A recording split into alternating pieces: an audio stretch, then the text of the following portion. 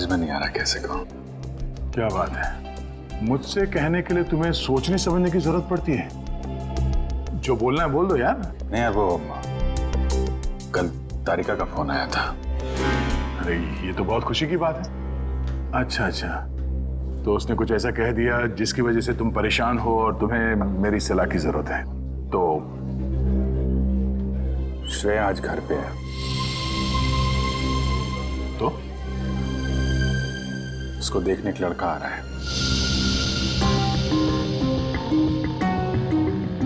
Sir coffee.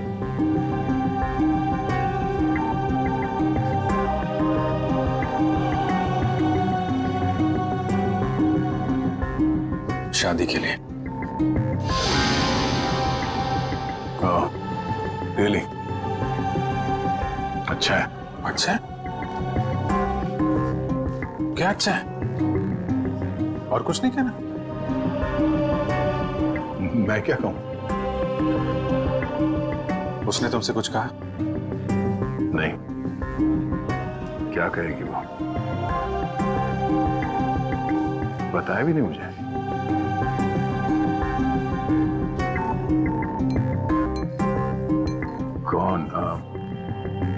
कौन है वो? उसके पिताजी के दोस्त का बेटा है।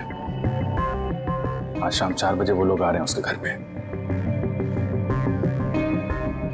अच्छा है, श्रेया के लिए अच्छा है। सच्चाई से भागने की कोशिश मत करो दया, बात करो उससे। मैं क्या बात करूं उससे? अरे अपने बारे में, उसके बारे में। नहीं, उसने मुझसे कुछ कहा नहीं। और किसी के साथ उसकी शादी होने वाली है, वो खुश है, मैं भी खुश हूं यार। ऐसा मत कर मेरे भाई। कोई तुम्हारी तरफ हाथ बढ़ा रहा है, उसका हाथ थाम लो, इससे पहले कि देर हो जाए। अभिजीत, तुम जो कह रहे हो शायद मैं नहीं कर पाऊं यार। अरे लेकिन क्यों नहीं कह पाओगे? यार तुमने भी तो अभी तक डॉक्टर तारिका से कुछ नहीं कहा। जो काम तुम खुद नहीं कर सकते, प्लीज उस बात की नसीहत तुम दूसरों को मत दो। यार अभिजीत, सॉरी देखो, मैं ये नहीं कर सकता। खड़े हो जाओ। हाँ? मैं कहता हूँ चुपचाप खड़े हो जाओ। चलो मेरे साथ। कहाँ? अरे चलो तो। अरे यार चलो। अभिजीत सुनो तो। चलो।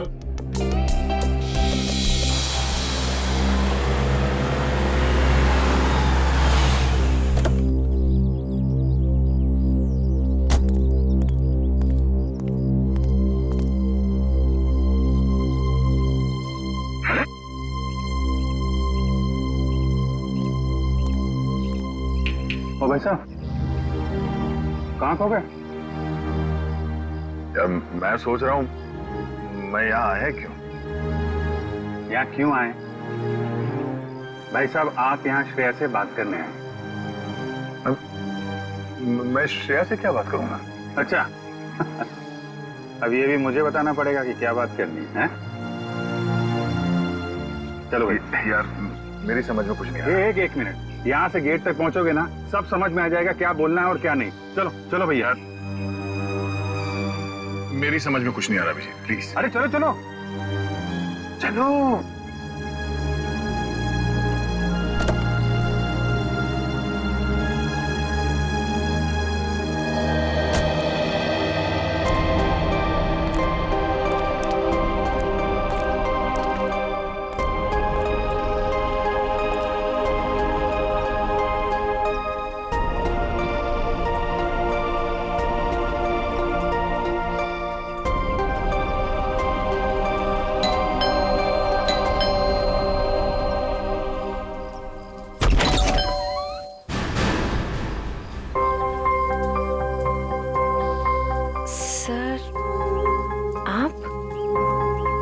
हाय श्रेया, कैसी हो तुम?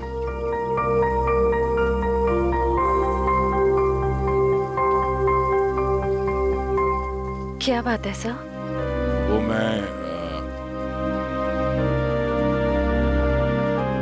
हम लोग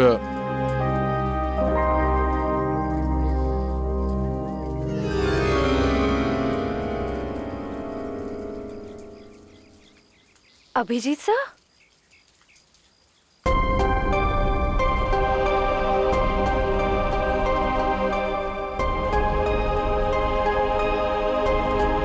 सर बोलिए ना, क्या बात है? नहीं वो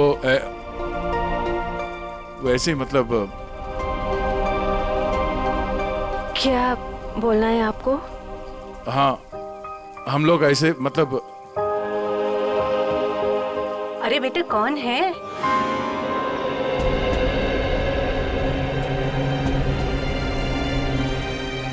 अरे दया बेटा, बाहर क्यों खड़े हो? अंदर आओ। श्रेया, उन्हें अंदर बुलाओ। हाँ सर, आइए ना प्लीज।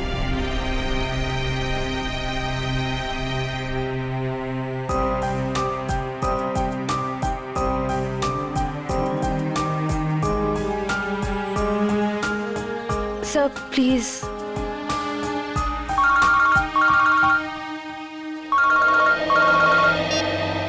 हेलो। हाँ अच्छा ठीक है। सॉरी, मुझे जाना होगा, कुछ अर्जेंट काम है। मैं फिर कभी। हाँ हाँ, अब तो आना ही होगा। श्रेया की शादी में तो आओगे ना?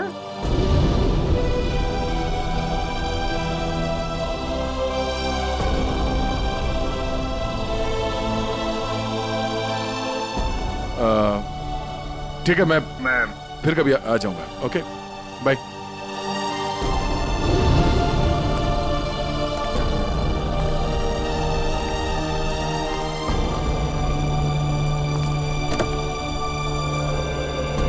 क्या हो, बात हो गई?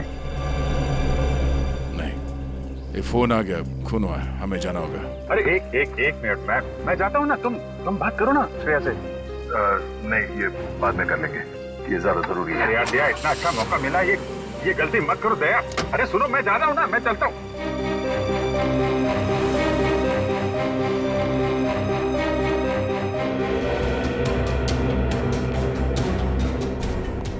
तुम में से किसी ने देखा खून होते हुए? नहीं साहब, हम दोनों जब अंदर आए।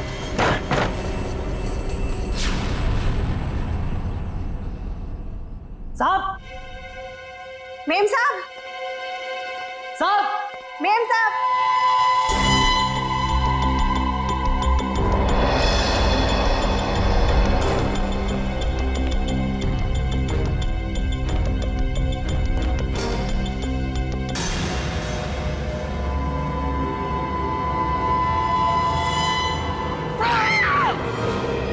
तुम बाहर रहते हो और घर के अंदर खून हो गया है? किसी को अंदर आते देखा? नहीं साहब, कोई नहीं आया। कोई जान पहचान वाला आदमी, अजनबी आदमी? साहब, जब भी कोई अंदर आता है तो मैं उसका नाम और फोन नंबर रजिस्टर में एंट्री कर लेता हूँ। सो कोई चाकू या हथियार नहीं वाला, रुपए गहने भी सही सलामत है, कोई लूटपाट भी नहीं हुई। सर, किशोर नाम है मरने वाले का। घंटाघर में कपड़े की दुकान है और उसकी बीवी का नाम जया है। किशोर? कमरे से सारे फिंगरप्रिंट्स उठा लो, कोई ना कोई रास्ता जरूर है जहां से खूनी अंदर आया है। श्रेया बेटा, तुम कहाँ खो गई हो?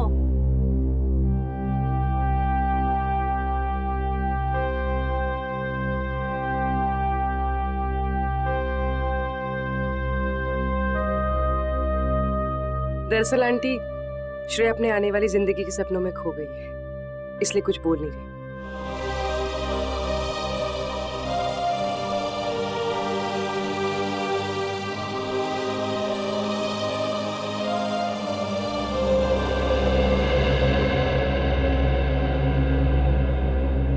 ये दे, ये तुम पे कितना अच्छा दिखेगा, है ना? ठीक है मम्मी। लाइए। अरे वाह, आज हमारी बिटिया कितनी अच्छी लग रही है ना? हाँ।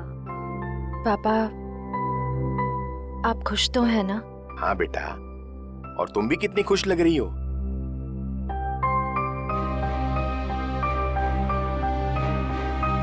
देखो, हमारी तरफ से तो हाँ है, बस अब लड़का लड़की एक दूसरे को पसंद कर ले, बस। वैसा आदमी घर के अंदर घुसा है जिससे घर वालों की पूरी जानकारी थी। हो सकता है इनकी जान पहचान वाला कोई हो जिसके पास घर की चाबी हो। आखिरी बार कब देखा तूने? साहब कल रात को मैंने देखा था। मैं अपना काम खत्म करके चली गई थी। जब तुम यहाँ से गई तो घर में कौन कौन था? सिर्फ मेम साहब थे। साहब तब तक नहीं आए थे। क्या? साहब कब आए? साहब करीब 11 बजे आए थे साहब। अच्छा, तुम दोनों के अलावा घर में कोई था नहीं, बाहर से कोई आदमी अंदर आया नहीं, तो फिर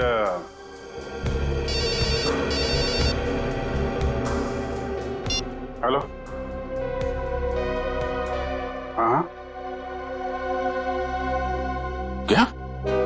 और 2 लोगों पे हमला?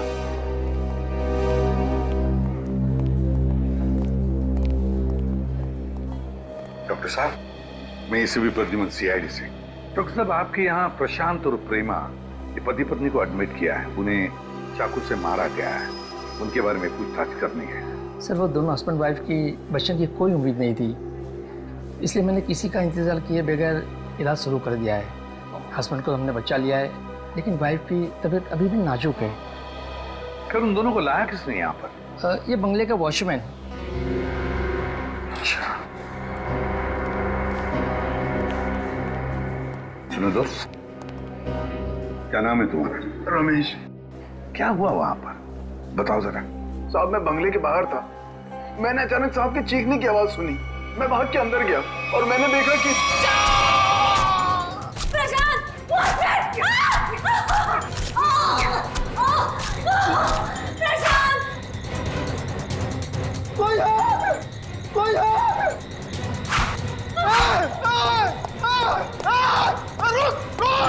मैंने साहब उसका पीछा किया पर वो अंधेरे में गायब हो गया। अंधेरे में गायब हो गया?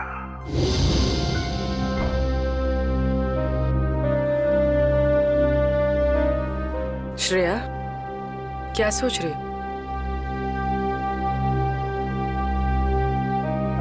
अपनी किस्मत पे हंस रही थी।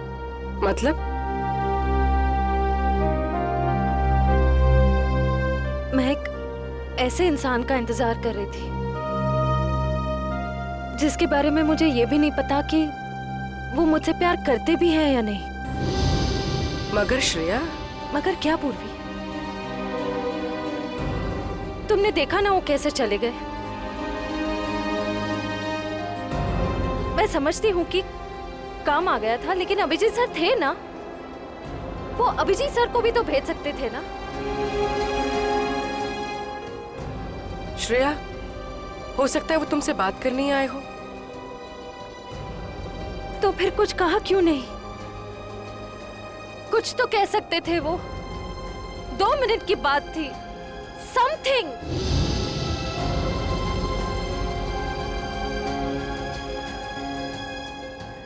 वो मुझसे प्यार ही नहीं करते। उन्हें मेरी फीलिंग्स की कोई कदर ही नहीं है।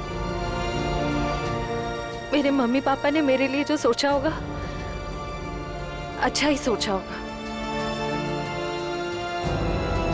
मैं अब उन्हें और दुखी नहीं कर सकती पूर्वी। मतलब तुम सिद्धार्थ को हाँ बोल दोगी?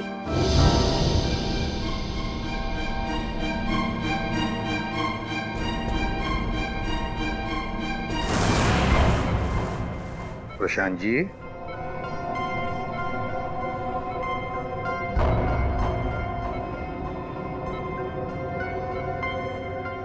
मैं एसीपी प्रद्युमन सीआईडी से। आप ठीक है? अच्छा, क्या आप बता सकोगे कि ये सब कैसे हुआ, क्या हुआ? मैं और मेरी वाइफ सो रहे थे। मेरी वाइफ ने अचानक मुझे जगा दिया। प्रशांत उठो। कोई है लग रहा है। लगता है कोई घर में घुसा है। देखो नीचे से आवाज आ रही है। 1 मिनट।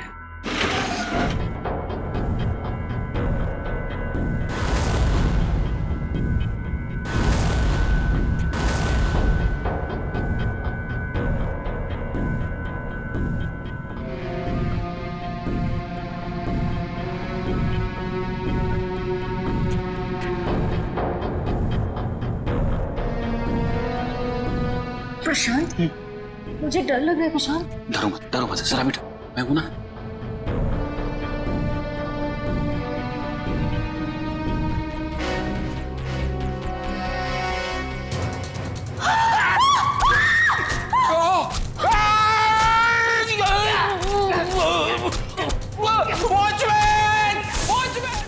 वॉचमैन ने उसे देख लिया था, वो बहुत डर गया था, तो वो भागने लगा और फिर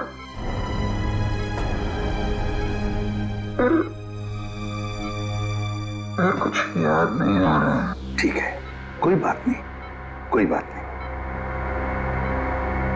अच्छा, एक छोटा सा सवाल, आपने उस कोनी का चेहरा तो देखा होगा ना?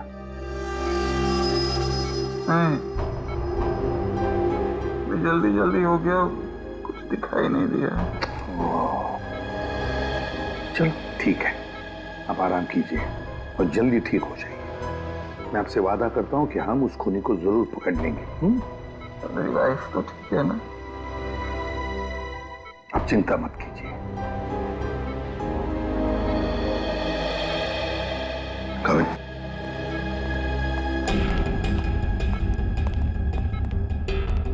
पहले 2 लोगों का खून और अब फिर इन दोनों पर हमला।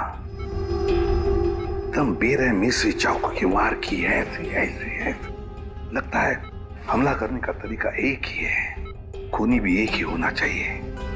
सर, ये जो भी हमलावर है ये सीरियल किलर भी हो सकता है। हाँ, हो सकता है। काम करो काबिल, प्रशांत के घर का बाहर का जो एरिया है ना, अच्छी तरह से छान मारो। देखो, खूनी ने भागते वक्त कोई ना कोई सबूत तो छोड़ा ही होगा, कुछ ना कुछ तो जरूर मिलेगा। देखो अच्छी तरह से। फ्रेडी, मुझे अच्छी तरह से याद है, 10-15 साल पहले एक आदमी इसी तरह से खून करता था, इसी तरह से बेरहमी से चाकू के वार किए उसने लोगों पर, और फिर उसे उम्र कैद की सजा भी हो गई। जरा देखो, पता लगा है कहां पर वो इस वक्त और उसका नाम क्या है। Yes sir. सर, किशोर जी के घर पे काम करने वाली औरत ने जो कुछ भी कहा था बिल्कुल ठीक कहा था सर। वो 9:30 बजे अपने घर पहुंच गई थी और सुबह 8:30 बजे घर से निकली। और किशोर के घर कब पहुंची? आधे घंटे के बाद, तकरीबन 9 बजे सर। और एक बात और, जब इस औरत का मोबाइल हमने ट्रैक किया तो पता चला कि इसका मोबाइल इसके घर पे ही था, रात से लेकर सुबह तक। अच्छा, और वॉचमैन? सर, वॉचमैन का तो कोई भी क्रिमिनल रिकॉर्ड नहीं है। आसपास वालों का कहना है कि बहुत ही शरीफ आदमी है वो सर। सर, हाँ, ये देखिए सर, 15 साल पहले जिनके खून हुए थे वो इस आदमी ने किए थे। नाम है पुनीत, उम्र 30 साल, सेंट्रल जेल में है। और सर, ये उनके फोटो है जिनके खून हुए हैं। इनके शरीर पर भी ठीक वैसे ही चाकू के निशान है जैसे अभी मिली लाशों पे है। इस चाकू से वार किए थे उसने। बॉस पता लग गया। पहले जोड़े की मौत हुई है रात को 12 बजे और दूसरे कपल की मौत हुई है सवेरे 4 बजे। और ये देखिए, कुछ इस तरीके का है ये हथियार जिससे हमला हुआ है। ये तो बिल्कुल वैसा ही चाकू है जैसा पुनीत के रिकॉर्ड्स में है। अरे, चाकू भी वैसा, खून करने का तरीका भी वैसा। तो क्या खून पुनीत ने किए है? कहां तक गए थे आप? वहां तक सर, एकदम आखिरी तक। इशिता, देखो कुछ मिलता है क्या? Yes sir. आप यहां से आगे क्यों नहीं गए? साहब, इसके आगे बहुत अंधेरा था, वो अंधेरे में गायब हो गया। आप वॉचमैन हैं, टॉर्च, लाठी कुछ नहीं है आपके पास? थी साहब, पर अचानक साहब की चीख सुनी तो मैं घबरा गया। एक खूनी घर के अंदर घुसता है, खून करके चला जाता है और आपको कुछ पता नहीं चलता। सो रहे थे आप? नहीं साहब, कसम से।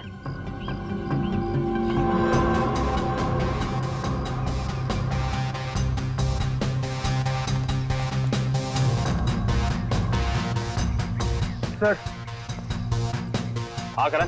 सर, कमरे और खिड़कियों पर से सारे फिंगरप्रिंट ले लिए सर। गुड। हाँ इशिता।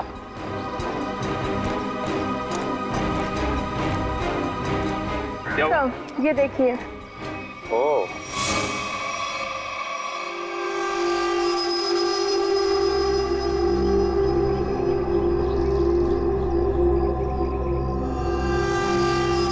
चाकू। जनरल साहब, आपकी जेल में एक पुनीत नाम का सीरियल किलर है ना? बस इतनी सी बात। आप मुझे बात मुझे फोन पर बता देते तो आपको यहाँ पे आने की तकलीफ नहीं होती। जनरल साहब, हम खुद मिलना चाहते हैं उससे। लेकिन पिछले हफ्ते ही उसे जेल से रिहा कर दिया गया है। जानते हुए भी कि वो एक सीरियल किलर है, आप लोगों ने कैसे छोड़ दिया उसे? यहाँ से बाहर निकलते फिर से लोगों को मारना शुरू कर दिया उसे। उसका बर्ताव अच्छा था, इसलिए उसे छोड़ दिया।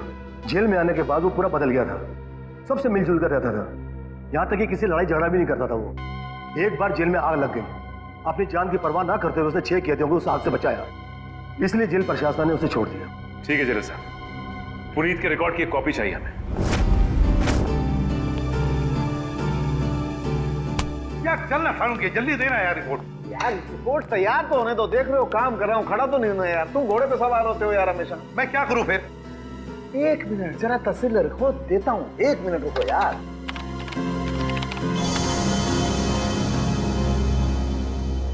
नहीं हो रहे, ये फिंगरप्रिंट्स मैच नहीं हो रहे। हाँ, हमारे डाटाबेस में जो उंगलियों के निशान हैं वो उन उंगलियों के निशान से मैच नहीं होते जो आप लोग लेके आए, जो झुलसी हुई। ये कैसे हो सकता है सालुंके साहब?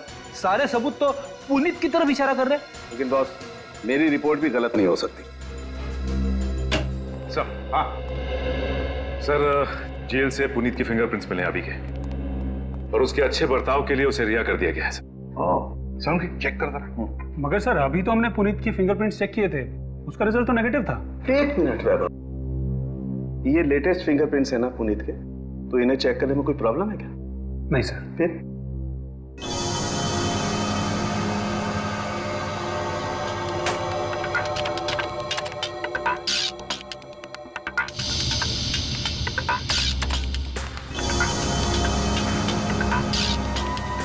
हाँ बॉस, ये फिंगरप्रिंट्स मैच हो गए।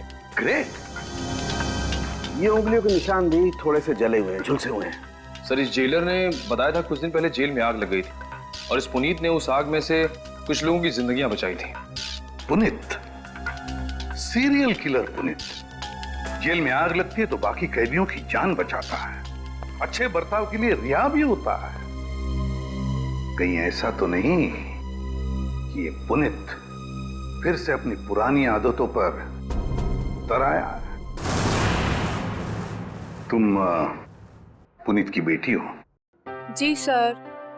क्या नाम है तुम्हारा बेटा? संध्या। संध्या। अच्छा संध्या है ना? क्या ये तुम्हारी माँ है? जी सर। अच्छा एक बात बताओ बेटा, क्या तुम अकेली रहती हो या तुम्हारे साथ और भी कोई है इस घर में? मेरा छोटा भाई आशु। आशु, बाहर आओ। जी दीदी। सीआईडी वाले आए हैं, पापा के बारे में पूछ रहे हैं। सर, कुछ पता चला पापा के बारे में? आपके पापा आपको बता के नहीं गए कि वो कहाँ जा रहे हैं? जी सर, कल शाम को पापा को एक कॉल आया था नौकरी के लिए, और पापा ने कहा मैं रात तक लौट आऊंगा, पर पापा अब तक आए नहीं और उनका फोन भी बंद आ रहा है। क्या नंबर है उनका? 125-230-82330। मेरे पापा ने कुछ नहीं किया सर, उन्होंने मेरी कसम खाई है वो कभी कोई गलत काम नहीं करेंगे। मम्मी भी हमें छोड़कर चली गई है, उनके सिवा हमारे कोई नहीं है। मैंने पापा से कहा है कि हम सूखी रोटी खा लें, पर कोई कभी गलत काम मत करना प्लीज सर। मेरे पापा को कुछ मत करना, अब वो सुधर गए, वो कोई बुरे काम नहीं करते। अब तो दुनिया वाले भी हमें ताने देते हैं, कहते हैं इसके पापा खूनी है। इनके घर रोज पुलिस आती है, हमसे कोई बात भी नहीं करता। अब तो रिश्तेदारों ने भी मुंह मोड़ लिया है, इसलिए मैंने आप लोग को अंदर बुला लिया ताकि किसी को पता ना चले कि हमारे घर पुलिस आई है। हमारा जीना बहुत मुश्किल हो जाता सर।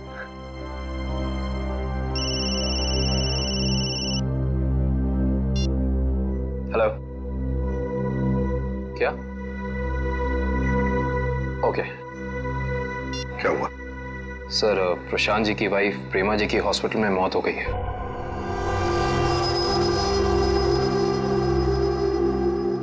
ठीक है, काम करो, पुनीत का फोटोग्राफ सारे पुलिस स्टेशन और चेकनाकों पर भेज दो। मुझे पुनीत चाहिए किसी भी हालत में। सब? हाँ।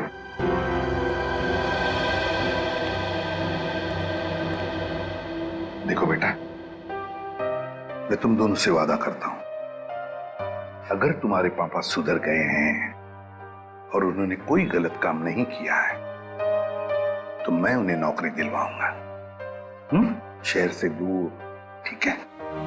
और एक बात, अगर तुम्हें किसी भी चीज की जरूरत पड़े तो मुझे फोन करना, ठीक है? चलो, अपना ख्याल रखना, ओके? सर, पुनीत शांतिनगर इलाके में है। एक लोकल कॉप रतन उसका पीछा कर रहा है। रतन से कहो उसे अपनी आंखों से ओझल ना होने दे, हमारे ऑफिसर्स आते ही होंगे अभी।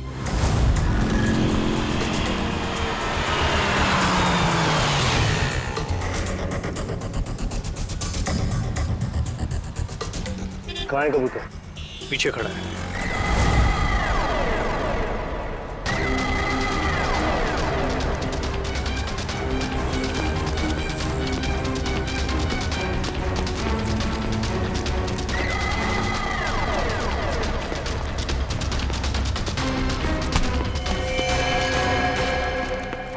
क्यों पकड़ रहे मुझे? मैंने कुछ नहीं किया। नाम पुनीत और काम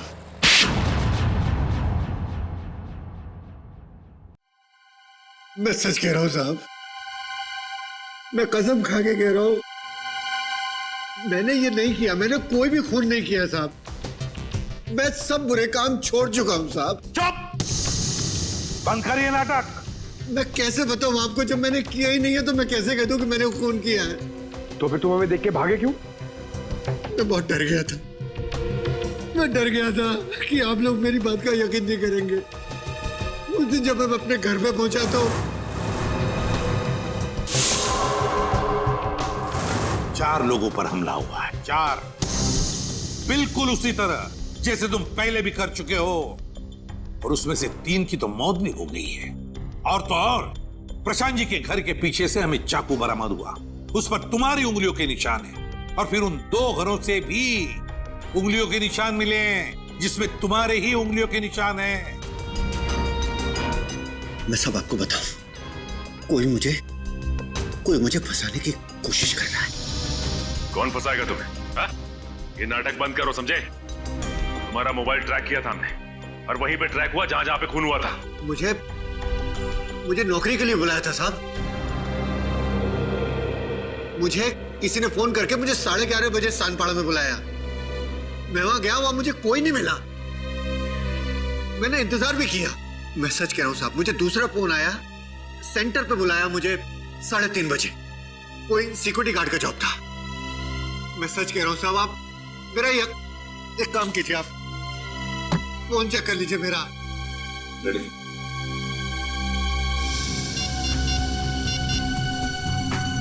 सर, पहला कॉल कल रात को आया था 10:30 बजे और दूसरा आया था 1:45 बजे। दोनों अलग अलग नंबर से कॉल किए गए हैं, अलग अलग लैंडलाइन से। पुनीत, हम पता लगा ही लेंगे कि कहां से फोन आए थे और किसने किए थे वो फोन। आकाश जी, मुझे एक बात का बड़ा ताज्जुब हो रहा है। सिद्धार्थ अपना खुद का बिजनेस क्यों करना चाहता है? वो आपका बिजनेस भी तो संभाल सकता है। इतना बड़ा कारोबार जो है आपका। आपकी बात बिल्कुल सही है भाई साहब, लेकिन सिद्धार्थ ये साबित करना चाहता है कि मेरे सपोर्ट के बगैर वो बिजनेस में टिक सकता है कि नहीं। वैसे भी सारा कारोबार उसी का तो है, कभी भी ज्वाइन कर सकता है। Well Siddharth, I am impressed.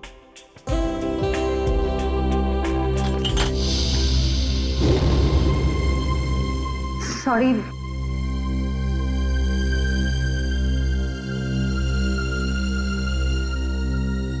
चाय कहीं हाथ पे तो नहीं गिरी आपके? नहीं, it's okay.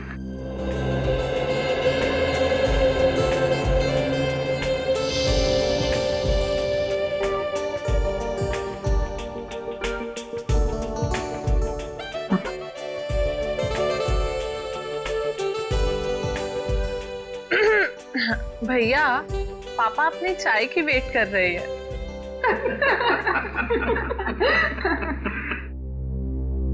वैसे बेटा आप क्या करते हो संडे को, I mean, छुट्टी के दिन?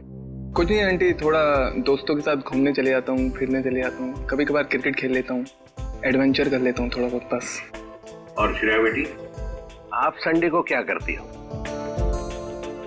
दरअसल हमारी सीआईडी की ड्यूटी में संडे वनडे तो होता नहीं है, तो। पर श्रेया बेटा, शादी के बाद तो सीआईडी छोड़ दोगी ना? अपनी सास का हाथ बटाओगी ना घर में?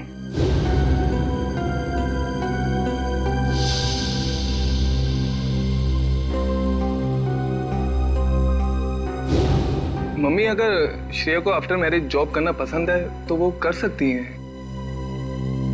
मुझे कोई एतराज नहीं है अगर उन्हें पसंद है तो जॉब करना।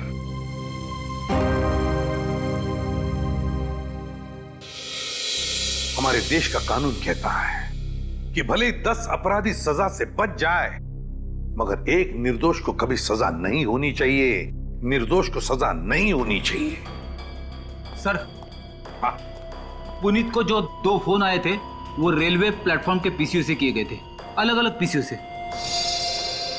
अच्छा, तो क्या वाकई कोई पुनीत को फंसाने की कोशिश कर रहा है?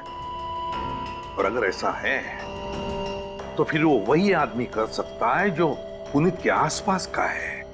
मैं ऐसे किसी भी आदमी को नहीं जानता सर। पुनीत कोई तो है जो जानता था कि तुम कब जेल से रिहा होने वाले हो, और वो ये भी जानता था कि तुम्हें नौकरी की सख्त जरूरत है। सर, ये बात मेरे और मेरे बच्चों के अलावा कोई नहीं जानता। पुनीत जी, जरा ठंडे दिमाग से सोचिए, शायद हम आपकी कुछ मदद कर सकें। सोचो पुनीत। एक लेखक मुझसे मिलने आता था। लेखक? जी सर। क्यों मिलने आता था? वो कह रहा था कि वो मेरे ऊपर किताब लिखना चाहता है। मतलब कि मैं कैसे लोगों को मारता था, मैं क्या सोचता था, वगैरह वगैरह। और वो ना अपना पेन मेरे हाथ में पकड़ा देता था और कहता था कि जैसे छुरा पकड़ते थे वैसे आप इस पेन को पकड़िए। और मैं उस पेन को पकड़ता था, फिर वो मुझसे कहता था कि जैसे छुरा मारते थे वैसे आप मारिए। तो मैं मारता था वैसे। फिर वो अपने मोबाइल पे मेरी फोटो लेता था। वो कोई 6 महीने पहले मुझसे मिलने आया। बाद में 8-10 दिन के बाद में वो गायब हो गया, फिर मुझे कभी नहीं मिला। है कौन ये लेखक? क्या नाम क्या है उसका? दिखता कैसे था? सर, नाम तो याद नहीं आ रहा अभी, पर दाढ़ी थी सर उसके। बाल लंबे थे तो चोटी बांधता था और आंखें उसकी नीली थी। तकरीबन सर के जैसी हाइट थी। अच्छा, रेडी? नेट से पता लगा। देखो ऐसा कोई लेखक है क्या?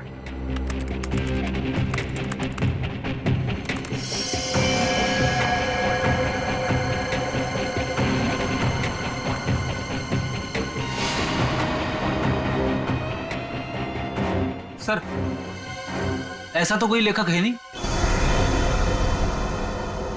ऐसा कोई लेखक है ही नहीं। ऐसा तो कोई लेखक है नहीं। सर ये भी तो हो सकता है कि ये कोई लेखक ना हो, बल्कि कोई ऐसा बहरूपिया हो जो पुनीत के बारे में सारी जानकारी लेने के लिए आया हो। सचिन, ये बहरूपिया ही है, लेखक नहीं, बहरूपिया ही है।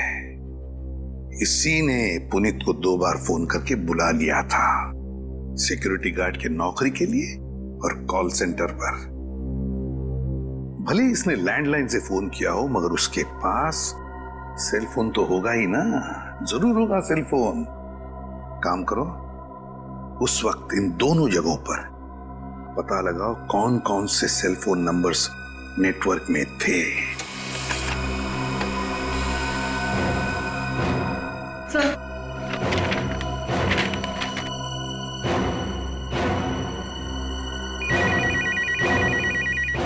चलो।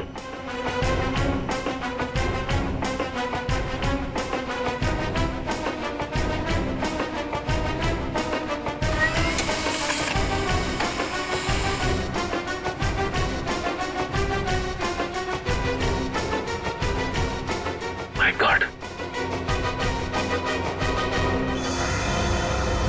पता लग गया सर।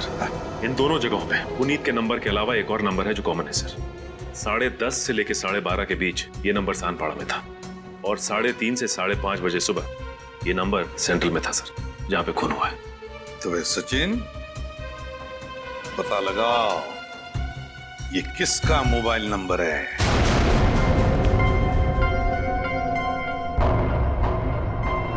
मिस्टर प्रशांत किस रूम में मिलेंगे? 1 मिनट। Deluxe room number 4।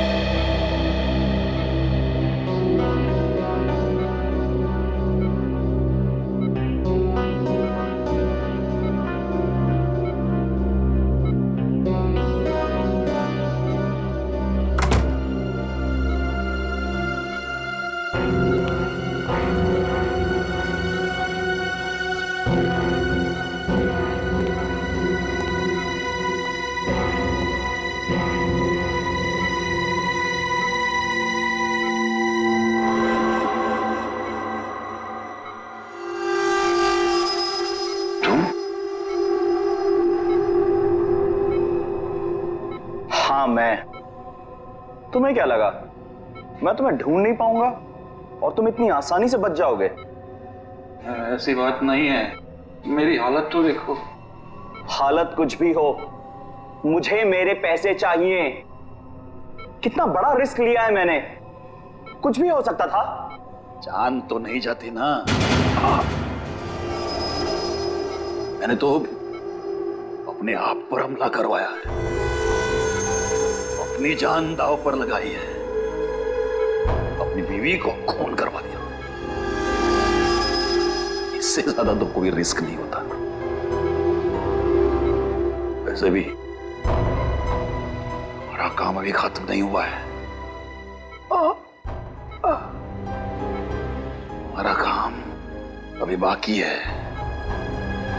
हमें इसी तरह और 3-4 खून करने पड़ेंगे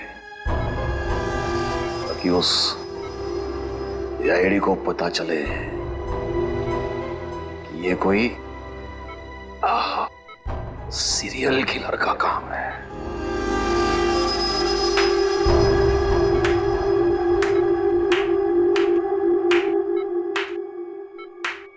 प्रशांत जी, बहुत खेल खेल लिया, अब हमारी बात। अब हम खेल खेलेंगे तुम्हारे साथ। इसका मतलब है आप लोगों ने हमारी सारी बातें सुनी? हाँ, हमने सब सुन लिया और यही सुनने के लिए हमने खेल भी रचाया था तुम्हें फंसाने का, और फंस गए तुम। इसे जानते हो ना, तुम्हारा आदमी। लेकिन अब ये तुम्हारा आदमी नहीं, हमारा आदमी है, हमारा आदमी। सरकारी गवाह है ये, समझे? सरकारी गवाह।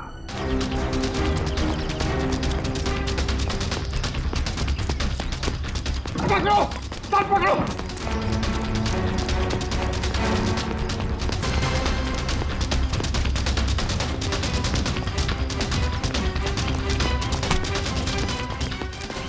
साहब मत भागो, मैंने कुछ नहीं किया। कुछ नहीं किया? कुछ नहीं किया मैंने। कुछ नहीं किया तो फिर हमें देखकर भागा क्यों? साहब मैं तो छोटी मोटी चोरी करता हूँ, आप लोगों को देख के डर लगा तो भाग निकला। की दाढ़ी में तिनका। कल रात शांतिपारा और सेंट्रल एरिया में 4 लोगों की जान गई। मैंने किसी की जान नहीं ली। किसी की जान नहीं ली? नहीं, किसी की नहीं ली। ठीक है, लेकिन तुम भी इसकी जान मत लेना। बस 4 गोलियां दाएं पैर में और 4 गोलियां बाएं पैर में ठोक दो, ताकि जिंदगी में भागने लायक ना रहे। नहीं।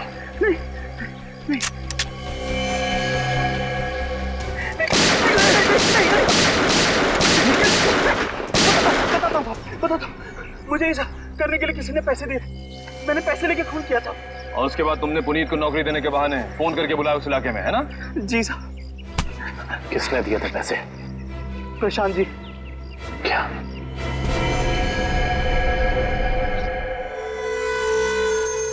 ना बड़ा धोखा। तुम्हें क्या लगा सिर्फ तुम ही धोखा दे सकते हो, हम नहीं? बताओ, क्यों किया तुमने ये सब? अपनी बीवी से बदला लेने के लिए। मैं कितना प्यार करता था उससे, क्या कुछ नहीं किया मैंने उसके लिए। और उसने मुझे धोखा दिया। किसी और के साथ भाग जाना चाहती थी वो। इसीलिए मैंने मेरी बीवी के खून का प्लान बनाया।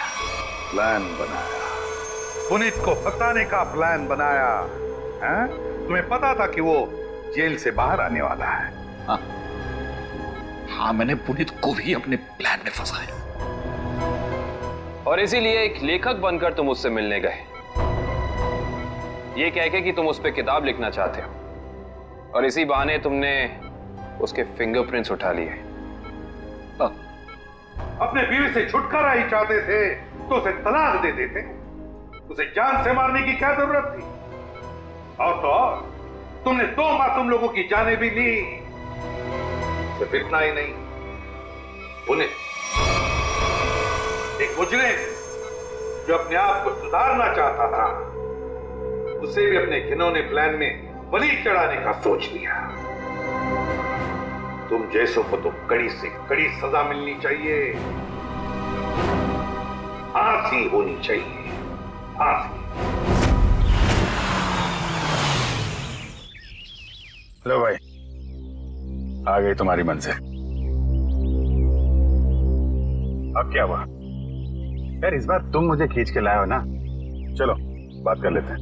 अरे यार वो मैं यहाँ मैं सिर्फ ये जानने आया था कि श्रेया ने उस लड़के को वहां बुलाया या नहीं। नहीं नहीं नहीं नहीं नहीं, कभी पता नहीं चलेगा जब गाड़ी से नहीं उतरोगे तो। चलो भाई। यार अभिजीत, तुम जाके देखो यार। क्या मतलब? मैं? हाँ। मैं क्यों करूं यार? तुम्हारा काम है, तुम जाओ करो यार। यार तुम मेरे लिए इतना नहीं कर सकते? अच्छा ठीक है, लेकिन ये उधार रहा है। हाँ बिल्कुल, तारिका से मैं बात करूंगा तुम्हारे लिए। नहीं प्लीज आप दूर ही रहिए, मैं अपना संभाल लूंगा यार। नहीं नहीं, तुम इधर ही रहो, मैं आता हूँ पता करके।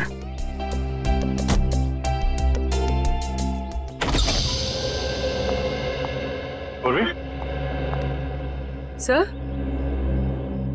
सर आप यहाँ पर?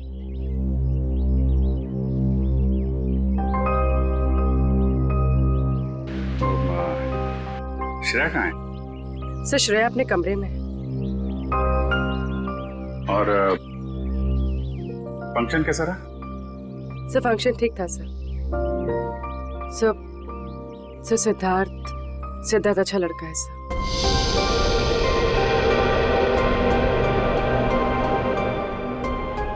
श्रेया ने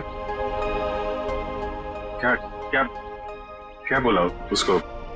सर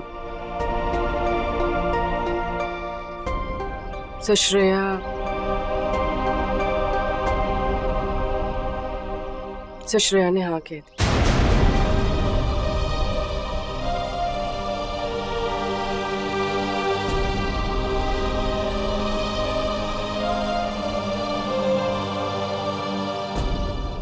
अच्छा,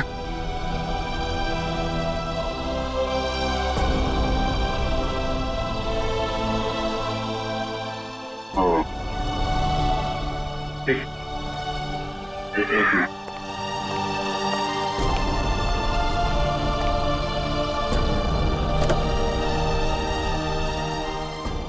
क्या हुआ? हाँ वो क्या नहीं वो हाँ बोल दिया श्रेया ने।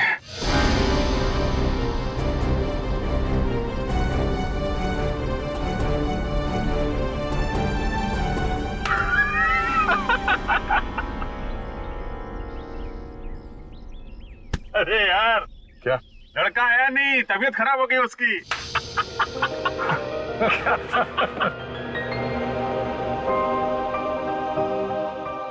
अभिजीत तुम सही कह रहे थे। श्रेया को अपने दिल की बात बता देता हूं मैं कि मेरे दिल में क्या है। मैं उसको बता दूंगा कि उसके लिए मेरे दिल में क्या है।